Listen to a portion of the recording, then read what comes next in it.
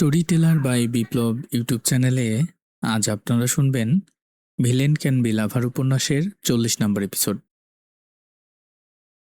তো এলিজান, জঙ্গলে আজ মঙ্গল করা যাক। চলো বেডশিটটা রঙিন করি। আফটার অল লাল রং আমার খুব প্রিয়। বুকের ভেতর ধুকপুকানির তাণ্ডব শুরু হলো। আর কিছু বোঝার বাকি রইল না। চিন্তার আগে শরীর প্রতিক্রিয়া দেখালো। খালি পায়ে প্রাণপণে ছুটতে লাগলো এলিজাবেথ। গাছের ফাঁক গলে আলো ছায়ার নাচনেও মুক্তি নেই। ধ্বংস থেকে পালানোর সেই যুদ্ধে নিঃশ্বাসের শব্দই একমাত্র সঙ্গী। মাঝপথে বহুবার ক্লান্ত হয়ে পা ভেঙে আসলেও থামেনি এলিজাবেথ। পায়ের কিছু কিছু জায়গা থেকে রক্ত ঝরছে। ছুটতে ছুটতে রাস্তার দেখা পেল এলিজাবেথ। আশার আলো ছুঁয়ে গেল ওকে। দৌড়ে গেল রাস্তায়। নিঃশ্বাসের তোড় সামলাতে না পেরে মাঝ রাস্তায় হাত উঁচিয়ে গাড়ির জন্য সংকেত দিতে লাগলো। ভাগ্যের পরিহাসে এক কালো গাড়ি থামল। দুর্বোধ্য অবস্থাতেও এলিজাবেথ দৌড়ে গাড়ির কাছে গিয়ে দরজা টানল। চালক ডোর আনলক করতেই ছুটে গিয়ে বসে পড়ল ভেতরে। হাঁপাতে হাঁপাতে অনুনয় করল, শহরের দিকে নিয়ে যান প্লিজ। কিন্তু কিছুতেই গাড়ি স্টার্ট হলো না। ইঞ্জিনে কোনো শব্দ নেই। গাড়ি স্থির। সময় আটকে গেছে সেখানে। সন্দেহ দানা বাঁধল এলিজাবেথের মনে। এলিজাবেথ সামনের দিকে তাকিয়ে চালককে পর্যবেক্ষণ করল।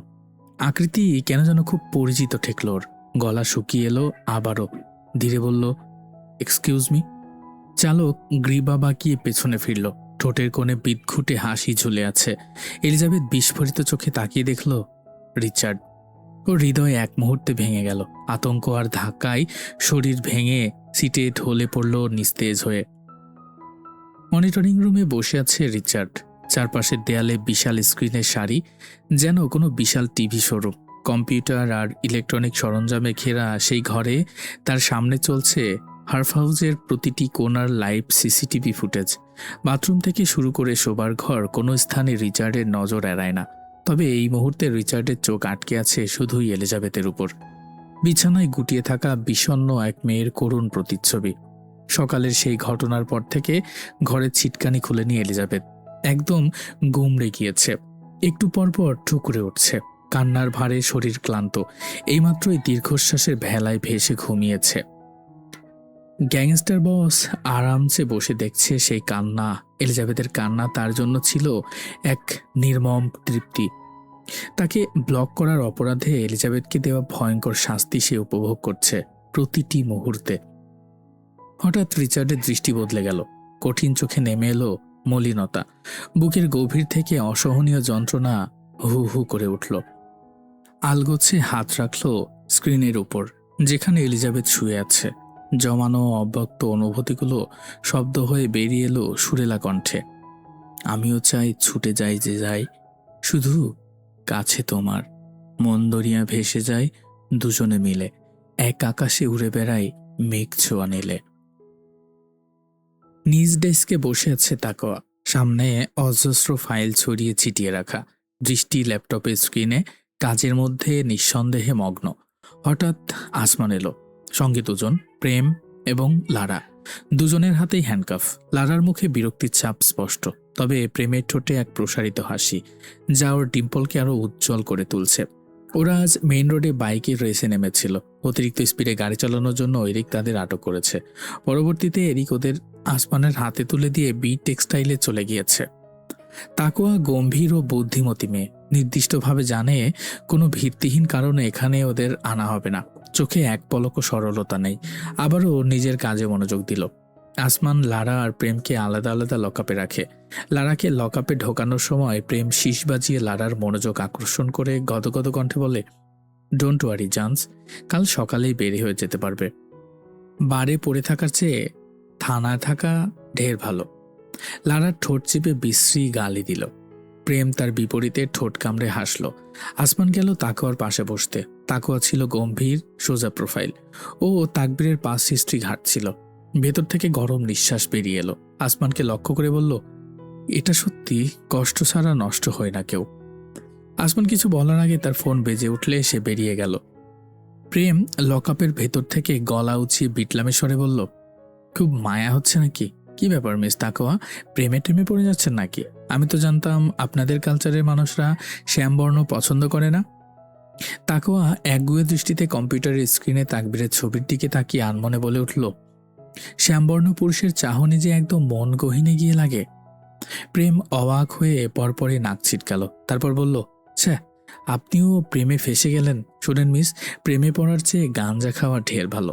কেন বলছি শুনেন। তবে আপনার কাছে টাকা না থাকলেও ভিক্ষা করে হলেও আপনি গাঞ্জা কিনে খেতে পারবেন। তবে একবার ব্রাহ্মণ হয়ে চাঁদের প্রেমে পড়লে 100 বছর তৃষ্ণার্ত থাকলেও সেই তৃষ্ণা মেটাতে পারবেন না।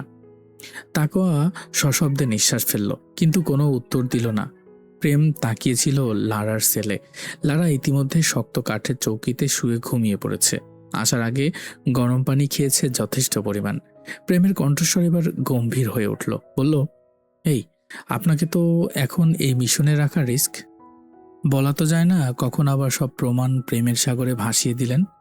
তাকোয়া চোখ গরম করে প্রেমের দিকে তাকিয়ে শক্ত গলায় বলল, আমি সেই সব অবলা সবলা নারী নই যে ভালোবেসে নিজের সততা খোয়াবো। প্রেম তাচ্ছিল্যের স্বরে হাসল, কিন্তু হঠাৎ করেই ওর চেহারা মলিন হয়ে গেল। হতাশ স্বরে বলল, প্রেমের মরাই আরেকটু মরণ। তখন আর এসব সততা ততটা পাপ পুণ্যের বিচার করার ক্ষমতা থাকবে না। তাকেও এক অদ্ভুত অনুভূতিতে বুকের ভেতর চাপ অনুভব করল। নিজের মধ্যে একটা অস্থিরতা ঢুকে গেল। দ্রুত স্ক্রিন থেকে তাকবীরের ছবি সরিয়ে ফেলল। থাকলই না আর, উঠে বেরিয়ে গেল। তাকে যে এই অনুভূতি থেকে মুক্তি পেতেই হবে। লোকটা যে এক অদৃশ্য বোঝা তার পিঠে চাপিয়ে দিচ্ছিল। লেডি জেসিকা, খ্রিস্টান ধর্মাবলম্বী। এই নারীর জীবন ছিল একসময় পূর্ণতায় ভরা, কিন্তু প্রকৃতির নির্মমতায় সবকিছু হারায়। পরিবার, পরিজন, স্বপ্ন, বন্যার ক্রুর ঢেউ তার সব কেড়ে নেয়। শুধু একটি জীবন রেখে যায় তার ছেলে, কিন্তু সেই সন্তানও তার থেকে দূরে চলে যায়। মাদকাসক্তির অন্ধকারে ডুবে থাকা ছেলেকে বাঁচাতে হৃদয় ভেঙে জেসিকা নিজেই তাকে আইনের হাতে তুলে দেন 7 বছর আগে। মা হয়েও সেই কঠিন সিদ্ধান্ত তাকে নিতে হয়েছিল, কারণ ভালোবাসার সত্যিকার রূপ কখনো কখনো ত্যাগে প্রকাশ পায়। একা হয়ে যান তিনি, তবে একাকিত্বকে দুর্বলতার মোড়কে বন্দি করেননি। আশ্রয় খুঁজে নেয় তাকবীরের আলোছায়া অনাথ আশ্রমে। 10 বছর ধরে ছোট্ট অনাথ শিশুদের মা হয়ে আছেন এই আশ্রমের লেডি গভর্নস মিস জেসিকা, যিনি মাতৃত্বের মমতা দিয়ে অগণিত শিশুর জীবনে আলো জ্বালান। তার নিঃস্ব জীবনের গল্প হলেও অন্যদের জন্য তিনি এক আশার প্রদীপ। এলিজাবেথ এখনও বিস্ময়ে হতবাক। কাল রাতের স্বপ্নগুলো এত ভয়ঙ্কর ছিল যে এখন আর সে ঠিক বুঝে উঠতে পারছে না কোনটা বাস্তব আর কোনটা শুধুই মনের বিভ্রম। সকালে তাকবীরকে ফোন করে অঝরে কান্না করলে তাকবীর লেডি জেসিকে পাঠায়। তাকবীর চাইলেও এই মুহূর্তে ছুটে আসতে পারবে না, কারণ সোয়াট অফিসাররা ওর পিছু লেগেছে। প্রতিদিন ওর অফিস, বাড়ি এবং গোডাউনে অভিযান চালানো হচ্ছে। তার উপর রিচার্ড তো আছে, বোনাস। যদি তাকবীর এলিজাবেথের কাছে আসে তাহলে রিচার্ড ওকে অনুসরণ করে এলিজাবেথের খবর পেয়ে যেতে পারে। এই বিপদটা কখনোই তাকবীর মেনে নিতে পারবে না। লেডি জেসিকার সাথে এলিজাবেথের আগে থেকেই একটি সখ্যতা গড়ে উঠেছিল। আশ্রমে বেশ কয়েকবার তাকবীর এলিজাবেথকে নিয়ে গিয়েছিল। এই মুহূর্তে লেডি জেসিকার উপস্থিতি একটুখানি শান্তির ছোঁয়া এনে দেয় এলিজাবেথের অস্থির হৃদয়ে। লেডি জেসিকার আচরণ ও গেটাপে খ্রিস্টান নারীদের মতো স্নিগ্ধ ভাব। এলিজাবেথ মেঝেতে বসে আছে, মাথা নিচু। লেডি জেসিকা শান্তভাবে ওর চুলে তেল ম্যাসেজ করে দিচ্ছে। এলিজাবেথের হাতের মুঠোয় ছোট্ট একটা চিরকুট। চিরকুটটি তাকবীর লেডি জেসিকার হাতে দিয়ে পাঠিয়েছিল তার জন্য। এলিজাবেথ চিরকুটের দিকে তাকায় না, চোখ নিচু, মনের ভেতরে কিছু অস্বস্তিকর অনুভূতি। চিরকুটে লেখা, দূরত্ব। তো 4টি অক্ষরের একটা শব্দ মাত্র, তুমি তো থাকো মনের মণিকোঠায়। রামুদা এসে দুপুরের খাবারের জন্য ডাক দিয়ে গেল। তার নরম কণ্ঠস্বরেও যেন অস্বস্তির সুর। এলিজাবেথ উঠে দাঁড়ালো। হাতে ধরা চিরকুটটায় আরেকবার চোখ বুলিয়ে আলগোছে চিরকুটটা বালিশের নিচে রেখে ঘর থেকে বেরিয়ে গেল খাবার টেবিলের দিকে। হাঁটায় ক্লান্তির ছাপ স্পষ্ট। লেডি জেসিকা এলিজাবেথের পাশের চেয়ারে বসেছে। রামুদা এসে খাবারের প্লেট দুটো তাদের সামনে রেখে গেল। এলিজাবেথ ধীরে প্লেটের উপর রাখা আরেকটি ঢাকনা সরাতেই থমকে গেল।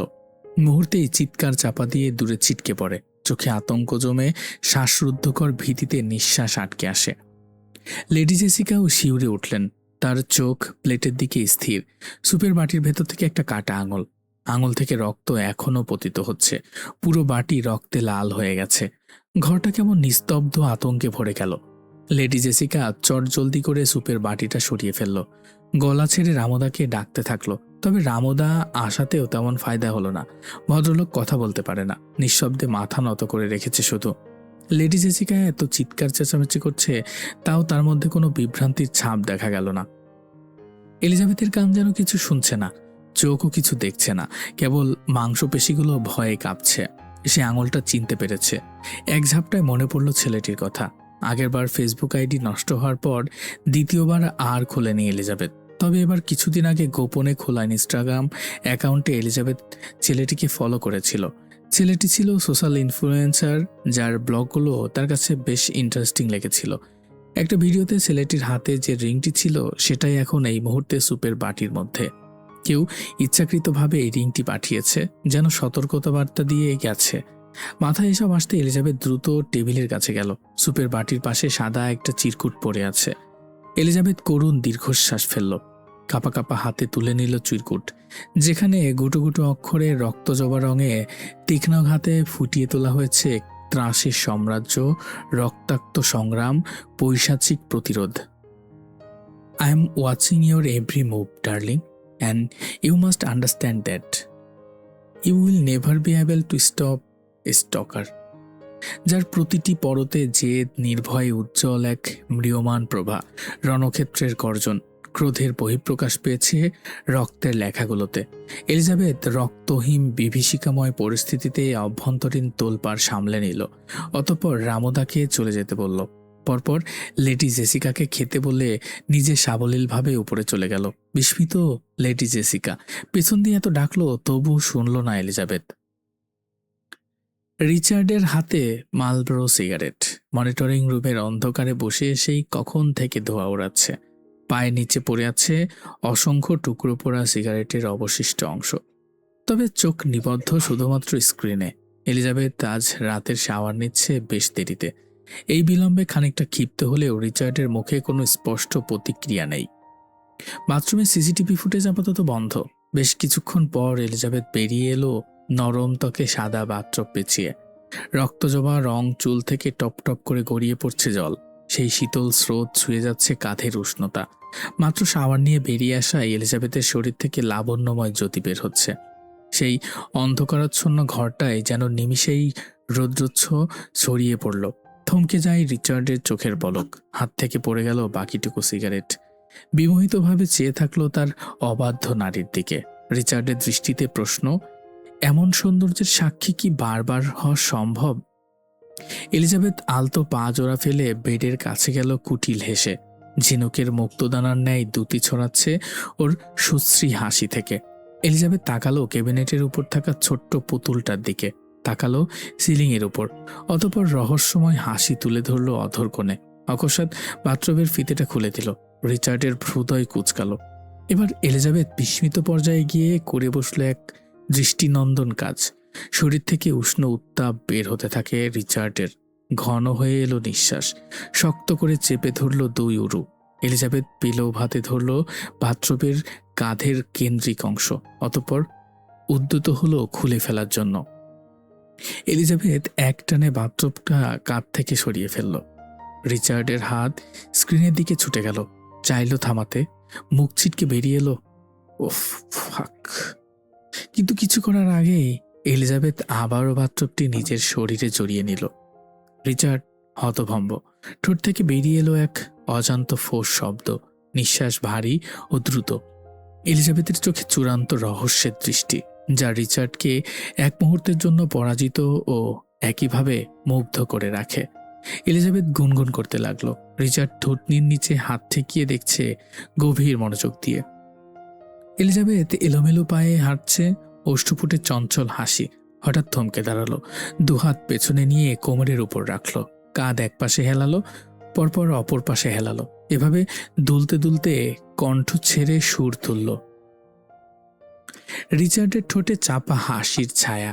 থামানোর চেষ্টা করছিল, কিন্তু চোখের গভীরে এক অন্যরকম উষ্ণতা ফুটে উঠেছে অজান্তেই। এলিজাবেথ যেন এক শিশুর মতো পাগলামি করছিল, পুরো কক্ষ জুড়ে নাচছে আর গাইছে মনের আনন্দে। রিচার্ডের দৃষ্টি আরো গভীর হলো। গ্যাংস্টার বসের সেই কঠিন হৃদয়ে এক ঝলক আবেগ ছুঁয়ে গেল। লজ্জা, বিস্ময় সব মিলিয়ে এক অনিশ্চিত অভিব্যক্তি। হরহামেশাই হাত চলে গেল থুতনির নিচে। এলিজাবেথ ছুটে গিয়ে টেবিলের উপর রাখা ছোট পুতুলটা তুলে নিল। পুতুলটিকে মুখের কাছে বারবার নিয়ে উৎফুল্ল কণ্ঠে আবারও গাইল। আমি এখানে আসলে গানটা দিতে পারছি না কপিরাইট স্ট্রাইকের কারণে। আপনারা আপনাদের ইচ্ছামতো একটা গান এখানে ভেবে নিন। রিচার্ডের দৃষ্টি এক মুহূর্তের জন্যও সরেনি এলিজাবেথের উপর থেকে। এই উন্মুক্ত খুশির ঝর্ণাধারা যেন তার শক্ত হৃদয়ের মধ্যে এক প্রবল ধাক্কা দিয়ে যাচ্ছে। এক চিলতে হাসি ঠোঁটের কোণে ফুটে উঠল স্পষ্টত, তবে সেই হাসি দীর্ঘস্থায়ী হলো না। মুহূর্তেই নিজেকে ফের কঠিন খোলসে মুড়ে নিল রিচার্ড। এটাই তার জন্য সঠিক। এই হাসি ভয়ঙ্কর, এমন ভয়ঙ্কর যা তরুণীর হৃদয়ের জন্য ছুরি থেকেও ধারালো। ভাগ্যিস এলিজাবেথ সেই দুঃসহ হাসি দেখতে পায়নি। এটাই বোধহয় তার জন্য মঙ্গল, না হয় এত ঘৃণা করত কিভাবে। এলিজাবেথ ক্লান্ত হলো, ধপাস করে গিয়ে শুয়ে পড়ল। অকস্মাৎ সিলিংয়ে দৃষ্টি নিক্ষেপ করে গলা ছাড়ল। ওহে স্টকার, আমি সমুদ্রের পাড়ে শঙ্খচিলের মাঝে উঠতে চাই। পারবে কি তুমি আমায় উড়িয়ে নিয়ে যেতে? বাতাসের ঝাপটা কানে ভেসে এলো। বড় বড় চাকার কর্কশ শব্দ ঘুমের উপর হাতুড়ির আঘাত তুলল। ঘাড়ে হালকা ব্যথা অনুভবে ধীরে ধীরে চোখ খুলল। প্রথমে নজরে এলো নীলচে স্বচ্ছ আকাশ। খানিকক্ষণ অস্পষ্টভাবে তাকিয়ে রইল। তারপর বাম দিকে তাকিয়ে দেখল সাদা আর নীলের মাঝখানে যেন পৃথিবী হারিয়ে গেছে। চারপাশে কোনো দৃশ্যমান ভূমি নেই। ডান দিকে চোখ ফেরাতেই রিচার্ডের উপস্থিতি দেখে তেমন অবাক হলো না এলিজাবেথ। তবে যেটা দেখে অবাক হলো রিচার্ডের হাতে থাকা হেলিকপ্টারের নিয়ন্ত্রণ। ঠান্ডা স্থির চোখে রিচার্ড চারপাশে মেঘহীন আকাশের সীমানা চষে বেড়াচ্ছে। এলিজাবেথ কিছু বলতে চাইল, কিন্তু শব্দগুলো কণ্ঠে আটকে আসছে। নীরবতায় হেলিকপ্টারের প্রোপালের একটানা শব্দ ভরাট করছিল তাদের চারপাশ। বাস্তব আর অবাস্তবের মাঝের এই স্তব্ধতাই হয়তো তাদের একসাথে ধরে রেখেছে। এলিজাবেথ এবার নিশ্চিত হলো স্টকার রিচার্ডই। ফোঁস করে নিঃশ্বাস ফেলল। মনে জমে থাকা সন্দেহ এবার সত্যে পরিণত হয়েছে। কিন্তু কিভাবে সে রিচার্ডকে আটকাবে? কিভাবে নিজেকে তার থেকে দূরে রাখবে? এই কঠিন প্রশ্নগুলো ভেতরে প্রতিবারের মতোই অশান্ত ঢেউ তুলে। আপনি হেলিকপ্টারও চালাতে পারেন? রিচার্ড ঘুরল না এলিজাবেথের দিকে। নিজ কাজে স্থির থেকে ভারী গলায় বলল, পৃথিবীর সবচেয়ে ভয়ঙ্কর বাহিনী হলো কমান্ডো ফোর্স। তবুও তাদের প্রশিক্ষণ হয় মাত্র 13 সপ্তাহ। আর সেই জায়গায় আমি 12 বছর যাবৎ প্রশিক্ষণ নিয়েছি। আমি কি পারি না শুধু সেটা জানতে চাও? আপনি ট্রেনিং নিয়েছেন? কিসের training? Nothing, just enjoy the view. রিচার্ডের নির্লিপ্ত কণ্ঠে এলিজাবেথ আরও বিস্মিত। ওর চোখ এখনও আটকে আছে রিচার্ডের ট্যাটু খচিত মসৃণ হাতগুলোতে। অবিশ্বাস্য দক্ষতায় হেলিকপ্টার চালাচ্ছে রিচার্ড। আমরা কোথায় যাচ্ছি? এলিজাবেথের প্রশ্নে সামান্যতম বিচলিত হলো না রিচার্ড, শুধু বলল, সমুদ্রে। হুম? কিছুটা হতচকিত গ্লাস পেরিয়ে নিচের দিকে তাকালো এলিজাবেথ। নিচে নীলছে সমুদ্রের বিস্তৃতি, উতাল পাতাল ঢেউ। চোখে ভর করল এক অপার্থিব মোহ, সাথে বিস্ময়ের মুগ্ধতা। পাহাড় আর সমুদ্র এলিজাবেথের চিরকালীন দুর্বলতা। এটা কোথায়? Saint Martin. কি? চমকে উঠে চিৎকার করলো এলিজাবেথ। ছোট জায়গার প্রতিধ্বনি ছুটে গেল, ছিটো গিয়ে বিঁধল রিচার্ডের কানে। অবশেষে মাথা ঘোরালো রিচার্ড। চল শক্ত, ঠোঁটে অমোঘ হুমকি, একদম নিচে ফেলে দেব আরেকবার জোরে শব্দ করলে। এলিজাবেথ শুকনো ঢোক গিলল। এই লোক যা বলে তাই করতে পারে, এতে সন্দেহের কোনো জায়গা নেই। নিজের দিকে চোখ যেতে এলিজাবেথের মনটা আরো ছোট হয়ে গেল। রাতের নাইট স্যুট এখনো গায়ে। এটা পরে সমুদ্রে যাব আমি? ওর বিষণ্ণ কণ্ঠের জবাবে রিচার্ডের কটাক্ষ মাখা সুর। তুমি কি চাইছিলে ঘুমের মধ্যে আমি তোমার জামা চেঞ্জ করে নিয়ে আসি? অসভ্য, একদম অসভ্য। মনে মনে গজগজ করতে করতে কয়েকটা রঙিন গালি ছুড়ে দিল এলিজাবেথ, কিন্তু তাতেও মনে শান্তি মিলল না। মুখটা মলিনই থেকে গেল। উল্টে পাল্টে নিজেকে দেখতে লাগলো। কুচকানো জামা, এলোমেলো চুল, সব মিলিয়ে ওকে খুবই বিচ্ছিরি লাগছে। এই অবস্থায় গেলে সবাই আমাকে পাগল ভাববে। রিচার্ডের ঠোঁটের কোণে এক চিলতে ঠান্ডা হাসি। চোখের দৃষ্টিতে পড়লে তবেই মস্তিষ্কে ব্যাখ্যা তৈরি করে। কেউ দেখবে না তোমাকে, আর যদি দেখেও ফেলে তবে সেই চোখ তার জ্যোতি হারাবে অকালে। এলিজাবেথ দমে গেল, আর একটা টু শব্দও করল না। রিচার্ড সেন্ট মার্টিনের ছোট্ট একটি দ্বীপে হেলিকপ্টার নামালো। পাখার বাতাসে সাদা বালির কণা ঝিকিমিকি করে উঠছে। কোনো কথা না বলে রিচার্ড এক লাফে নিচে নেমে গেল। বিপদে পড়ল এলিজাবেথ। সে মাটি থেকে বেশ উঁচুতে অবস্থান করছে, লাফ দেওয়ার সাহস পাচ্ছে না, বুকের ভেতর ভয় গুমড়ে উঠছে। তবুও নিজেকে শক্ত করল। নামতে যাবে ঠিক তখনই রিচার্ড নিচ থেকে এক ঝটকায় ওর কোমর চেপে ধরল। এলিজাবেথের চমকে ওঠার সময়ও মিলল না। শক্ত বাহুতে ওকে শূন্যে তুলে নিল রিচার্ড, যেন মেঘের মধ্য দিয়ে ভেসে যাচ্ছে। অতঃপর মসৃণভাবে ঘূর্ণির মতো নিচে নামিয়ে দিল। অদ্ভুত এক শিহরণ ছড়িয়ে গেল এলিজাবেথের সারা শরীরে। হৃদয়টা খানিক বেসামাল হয়ে উঠল। তবে সেই শিহরণ বেশিক্ষণ স্থায়ী হলো না। হঠাৎ নজর গেল অদূরের এক ঝাঁক শঙ্খচিলের দিকে। মুহূর্তে এই দুহাত মেলে উচ্ছ্বসিত ভঙ্গিতে সেদিকে ছুটে গেল এলিজাবেথ। বাতাসের ঝাপটায় চূড়ো করা চুলগুলো খুলে গিয়ে এলোমেলোভাবে উঠতে লাগলো। সাদা নীলের বিস্তারে যেন এক লাল আগুন জ্বলে উঠল এলিজাবেথের লাল কেশবতী রূপে। রিচার্ড দূর থেকে অনড়ভাবে চেয়ে দাঁড়িয়ে গ্রীবা বাঁকালো, ঠোঁটের কোণে মৃদু হাসি। ধীর পায়ে এগিয়ে গেল পেছন পেছন। সমুদ্রের বাতাসে তার কালো কোট দুলছে। বিমোহিত দৃষ্টিতে তাকিয়ে সমুদ্রের উতাল ঢেউয়ের মাঝে নিজের মনের আবেগ মিশিয়ে দিল রিচার্ড। নীরবে কিছু লাইন আবৃত্তি করে। লাল চুলে তার আগুন জ্বলে, দিনে রাতে মন তার পিছু চলে। সে জানে না সে আমার প্রাণ, তার প্রেমে পাগল, হারিয়েছি জান। সমুদ্রের গর্জনের সঙ্গে মিলেমিশে গেল এই পঙ্কোক্তিগুলো এক গভীর নিস্তব্ধতার সাক্ষী হয়ে। রিচার্ড ধীরে ধীরে এগিয়ে এলিজাবেথের পাশে দাঁড়ালো। এলিজাবেথ অন্য এক জগতে হারিয়ে গেছে। বহুদিন পর এমন মুক্ত বাতাসে নিজেকে এভাবে উড়িয়ে দেওয়ার সুযোগ পেয়েছে। চোখ বুজে হাত ছড়িয়ে নিজের অজান্তেই আকাশের পানে চেয়ে ঘুরছে এলিজাবেথ, প্রশান্তি অনুভব করছে। রিচার্ডের দৃষ্টি এক মুহূর্তের জন্য ভঙ্গ হলো না, কোনো কথা বলল না, কোনো বাধাও দিল না, বরং তৃষ্ণার্ত চোখে চেয়ে রইল মনোমুগ্ধকর দৃষ্টিতে। হঠাৎ চোখ মেলল এলিজাবেথ। মুহূর্তেই রিচার্ড মুখ ফিরিয়ে নিল ধরা পড়ার আগেই, নিজেকে আড়াল করে। ঠোঁট কামড়ে মুচকি হাসল এলিজাবেথ। ঘাড় ঘুরিয়ে আশপাশ দেখে নিল। সত্যি এই সীমানা পর্যন্ত কেউ নেই। মনের আনন্দে নিজের অজান্তেই গলা ছেড়ে ডাকলো এলিজাবেথ, টুকি। রিচার্ড ঠোঁট কামড়ে হাসি চেপে ধরল, কিন্তু অভিব্যক্তিতে কিছুই প্রকাশ হতে দিল না। গম্ভীর মুখে ফিরল। চোখের ইশারায় কিছু বলতে যেতেই আবারও টুকি বলে দৌড় দিল এলিজাবেথ সমুদ্রের কিনারা ধরে। কপাল কুঁচকালো রিচার্ড, বিরক্তির সুরে বলল, এসব আমার দ্বারা সম্ভব নয়, প্লিজ। না বললাম। এবার এলিজাবেথ পেছন ফিরে বাচ্চাদের মতো মুখ করে আবারও বলল, টুকি প্লিজ। পরে হাসতে হাসতে দৌড় দিল সামনে। কি হলো রিচার্ডের সে নিজেও জানে না। হঠাৎ পা ছুটতে শুরু করলো। সমুদ্রের ঢেউয়ের গর্জন আর বাতাসের তালে এলিজাবেথের পিছু নিল।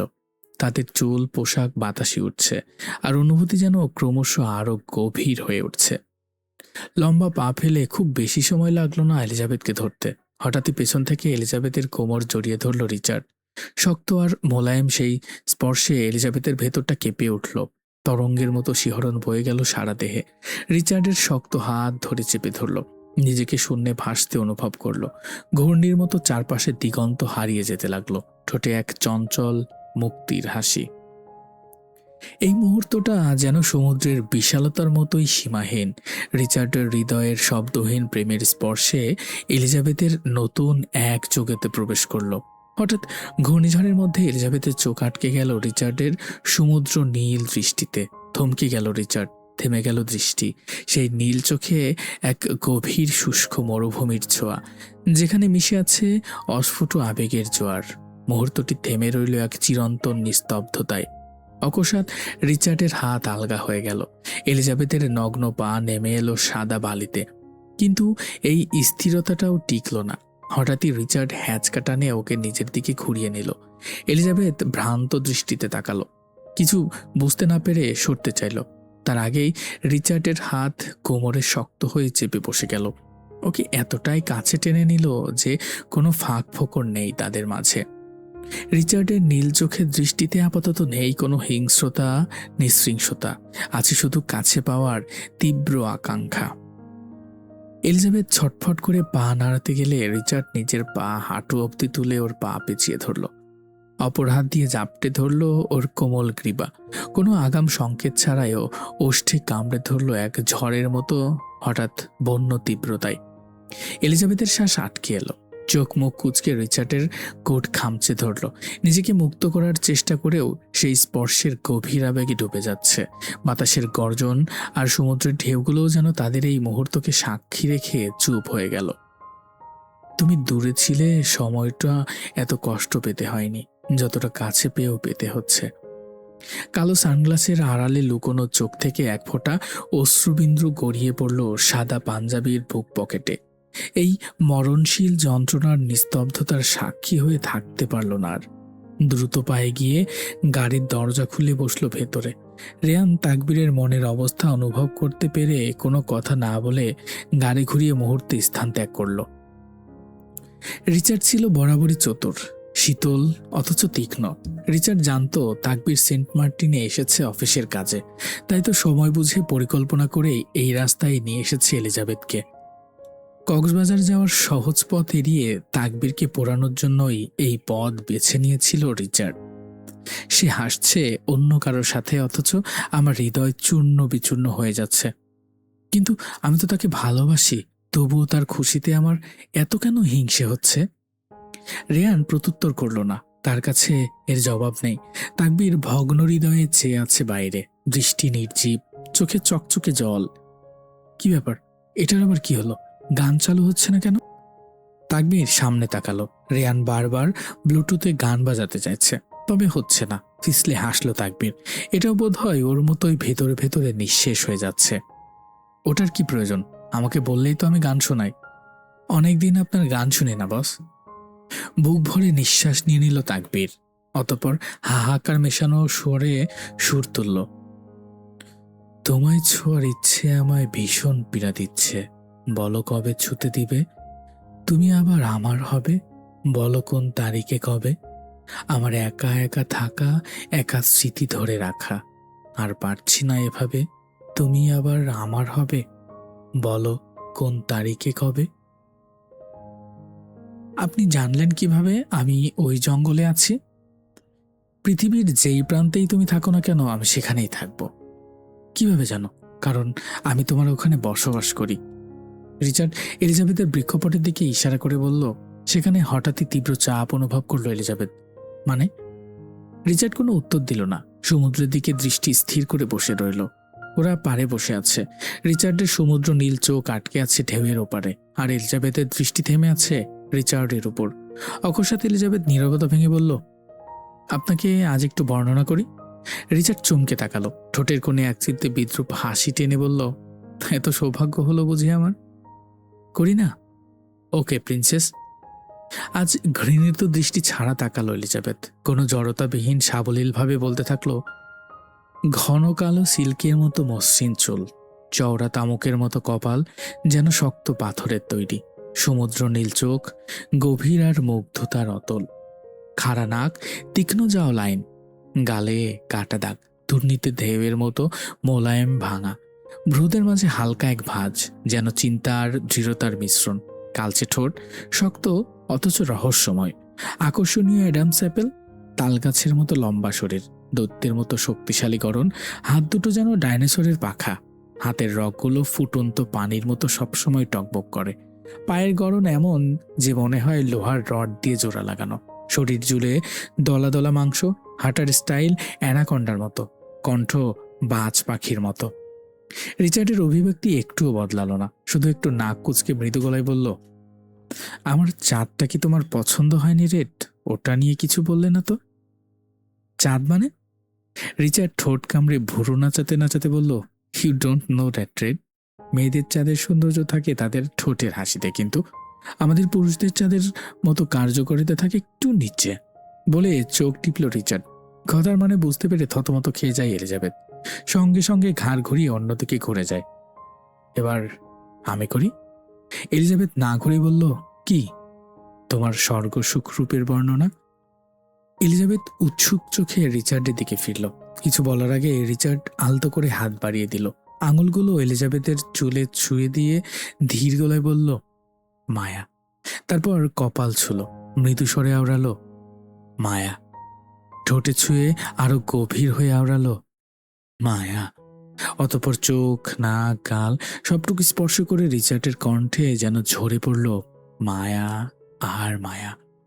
শেষে ওর গভীর নীল চোখে এলিজাবেথের পা থেকে মাথা পর্যন্ত একবার দৃষ্টিতে জড়িয়ে নিল, পরপর দৃঢ় কণ্ঠে শুধালো, মায়া, পুরোটাই মায়া। ক্ষণিকের জন্য স্তব্ধ হয়ে গেল এলিজাবেথ। ওকে আরো স্তব্ধ করে দিতে রিচার্ড করে বসলো আর এক কাণ্ড।